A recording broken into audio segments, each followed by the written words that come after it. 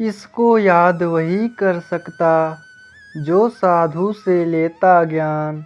अवतार कहे सो मीत हमारा, इसको जो लेता पहचान। गुरु प्यारी साध संगत जी, बड़े प्यार से कहिए धन निरंकार जी। आशा करते हैं कि आप सभी संत सतगुरु की कृपा से जहाँ भी होंगे सतगुरु के चरणों से जुड़ करके सेवा सिमरन और सत्संग करते हुए स्वस्थ होंगे, खुश होंगे। साथ संगत जी, आज के टॉपिक का नाम है भक्तों की पहचान कैसे होती है। साथ संगत जी, गुरुमुख महापुरुषों को हमेशा दूसरों की सहायता करने वाला ही माना जाता है। वे दूसरे का बोझ बांटने वाले माने जाते हैं। उनके सहारे अनेकों का भी पार उतारा हो जाता है। जैसे कील बहुत तीखी होती है, उसको हम किसी लकड़ी में गाड़ देते हैं तो वह सुराख कर देती है, नुकसान कर देती है। अगर हम उसको पानी में फेंक जाएं तो वह पानी में डूब जाएगी और बच नहीं पाएगी।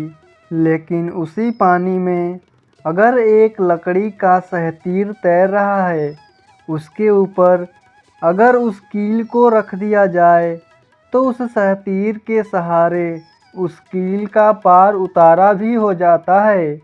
इसी प्रकार महात्माओं के सहारे से मनमुख भी तर जाते हैं। सत्संगत जी, माया के इस अंधकार में आज इंसान का पहचानना ही मुश्किल हो गया है कि भक्त कौन सा है और शैतान कौन सा है, ज्ञानी कौन सा है और अज्ञानी कौन सा है। लेकिन जब उसका कर्म या व्यवहार हमारी आँखों के सामने आता है, हमारे लिए उनके कर्म ही मार्गदर्शक हो जाते हैं, पहचान का साधन बन जाते हैं।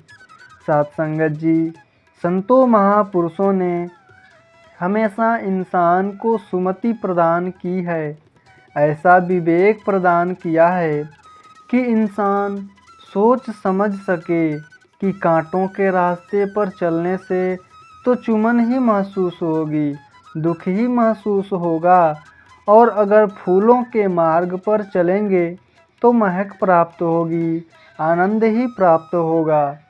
संसार कांटों को उठाकर बिखेर भी रहा है, जिससे कोई वहाँ से गुजरे तो उनको वे कांटे कष्ट दें। लेकिन महापुरुष संत कांटे बिखेरते नहीं हैं, बल्कि कांटे समेटने का काम करते हैं। उनको यह विधि प्राप्त होती है। उनके पास एक ऐसा रहस्य होता है जिससे वे सबको सुख देते हैं। इस सच के साथ नाता जोड़ने से, इसको हर पल हर हाल में समर्पित होने से, ऐसा एक साधन ये गुरुमुख महापुरुष बता दिया करते हैं कि वही सबके लिए सुख का साधन बन जाता है। वरना ये संसार का पसारा, माया का पसारा तो कदम कदम पर है, लेकिन इस निराकार परमात्मा के साथ नाता जोड़कर उसकी अहमियत महापुरुष खुद भी समझता है तथा औरों को भी समझाकर सुखी कर देता है। सत्संगत जी, जैसे बिच्छू डंक मारना नहीं छोड़ता है और संत उसे बचाने का परोपकार नहीं छोड़ते, इसी तरह गुरुमुख अपना परमार्थ का मार्ग नहीं छोड़ते हैं। भले ही मनमुख उन्हें नुकसान पहुंचाने की कोशिश करते रहें। महापुरुष कहते हैं कि हे इंसान, पशु पक्षी भी अपना कार्य नहीं छोड़ते, लेकिन तू ही अपने कार्य को छोड़ देता है। तू ही हमेशा भटका है।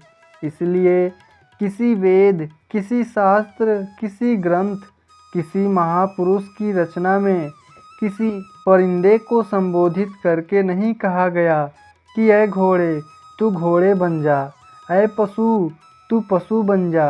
नहीं, वे उन योनियों वाले होकर भी कार्य करते जा रहे हैं। जब भी कहा गया है, इंसान को ही कहा गया है कि है इंसान, तू इंसान बन जा, क्योंकि यह अपने मार्ग पर रहता ही नहीं है। इसीलिए तो कहना पड़ता है कि तू इंसान बन जा। एक तो बैरी वे हैं जो हम बाहर देखते हैं, बाहर से दुश्मन नज़र आते हैं, लेकिन कोई दुश्मन हमारे अंदर भी निवास करते हैं, जिनको हम क्रोध का नाम दे देते हैं, कामना का नाम दे देते हैं, लोभ का नाम दे देते हैं। ये अंदर भी हमारे दुश्मन हैं, इनके ऊपर भी काबू करना है। साथ संगत जी, किसी संत ने पूछा कि बताओ सबसे ज़्यादा बलवान कौन होता है? किसी ने कहा एक पहलवान जिसके शरीर में बहुत ताकत होती है। किसी ने कहा कि सिपाही जो सरहद की हिफाजत करता है। इसी तरह से बारी बारी से सभी ने बताया, लेकिन एक संत कहता है कि सबसे बहादुर तो संत होता है। किसी ने पूछा कैसे? तो उसने बताया, इसमें कोई शक नहीं कि जो सरहद की हिफाजत करता है उसकी बहुत कदर है, बहुत सम्मान है।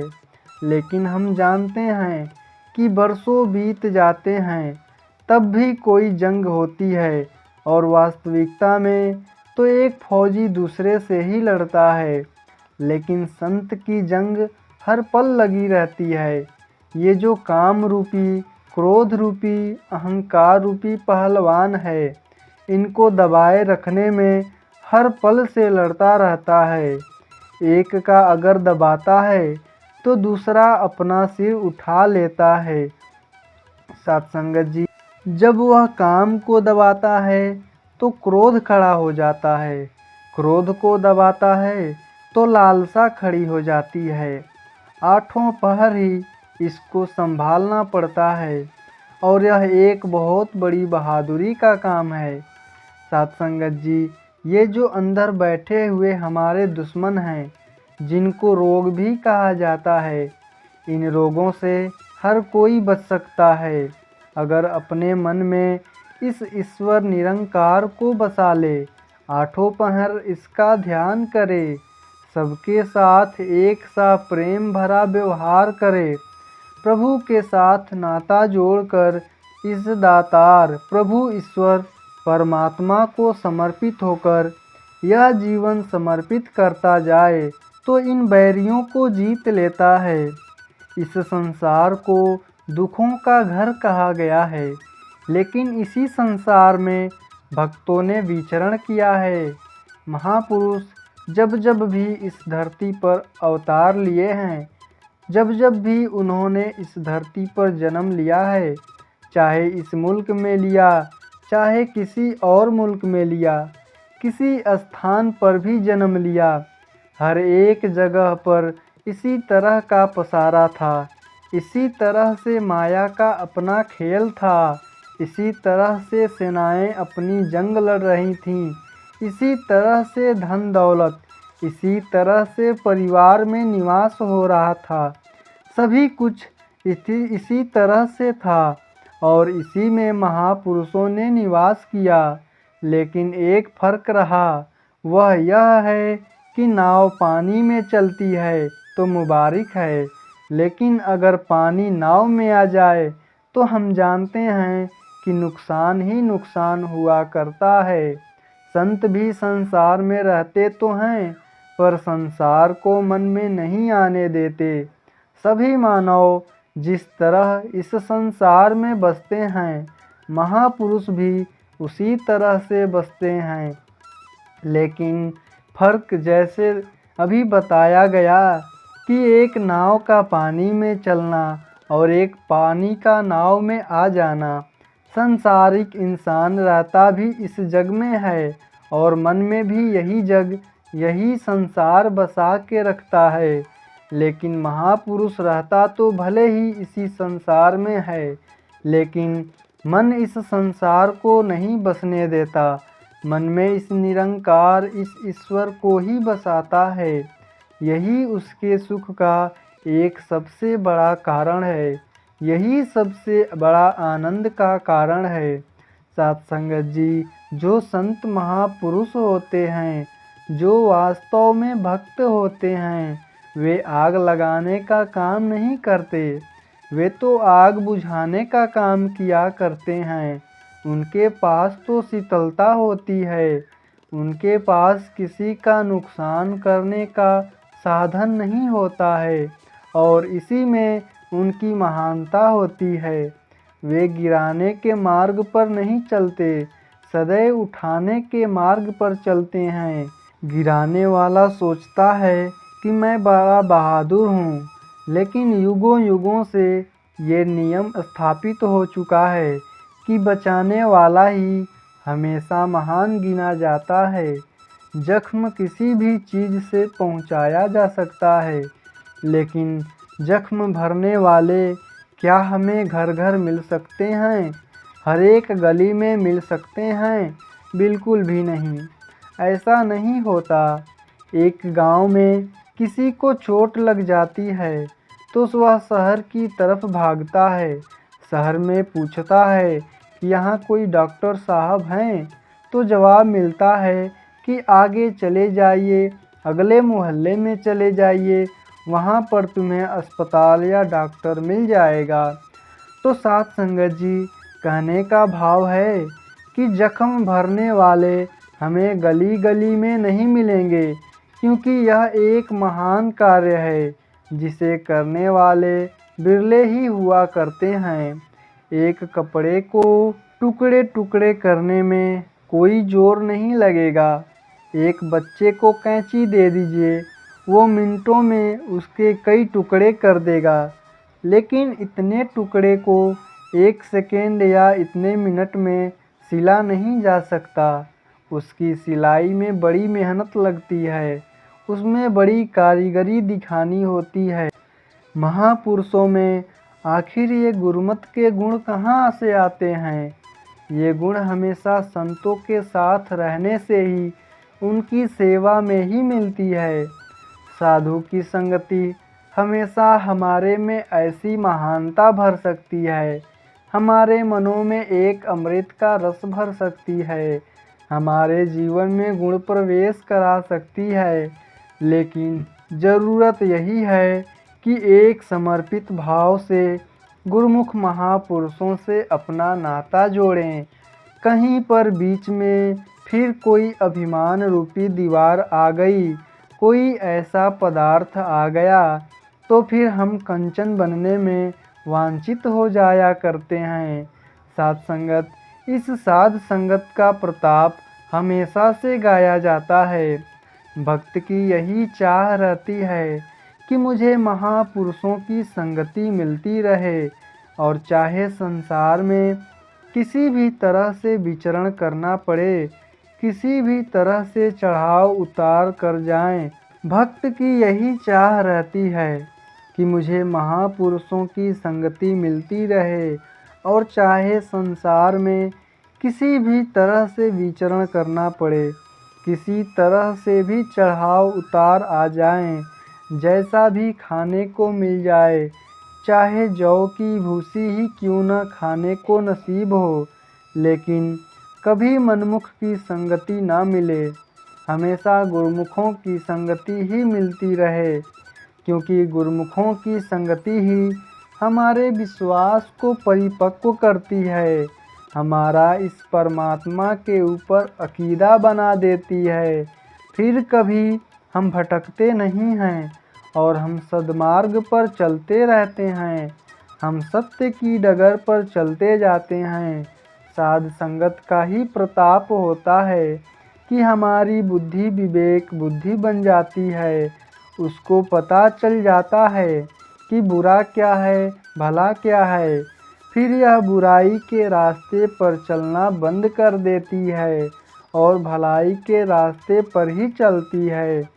सत्संगत जी, इसके बगैर कभी भी इंसान का कल्याण नहीं हुआ है। इंसान का कल्याण तो तभी हुआ है जब इसको ऐसी बुद्धि मिली है, ऐसी सुमति मिली है। यह सुमति महापुरुषों की संगति करके मिलती है।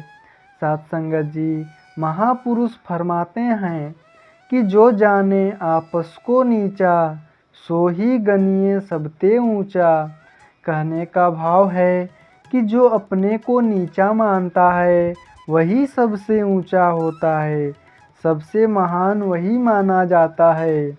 उसका नाम संतों महापुरुषों की श्रेणी में आ जाता है, पूजने योग्य वह हो जाता है। वह अभिमान नहीं करता है, क्योंकि अभिमान से सभी को घृणा होती है। संसार का इंसान अगर किसी हाई पोस्ट अर्थात उच्च पद पर लगा होता है तो वह जहाँ भी चर्चा करता है कि मैं की ही चर्चा करता है कि मेरे में इतनी ताकत है, मैं यह कर सकता हूँ। इसी प्रकार किसी को कोई मान बढ़ाई मिल जाती है तो उसे भी मैं खाने लगती है।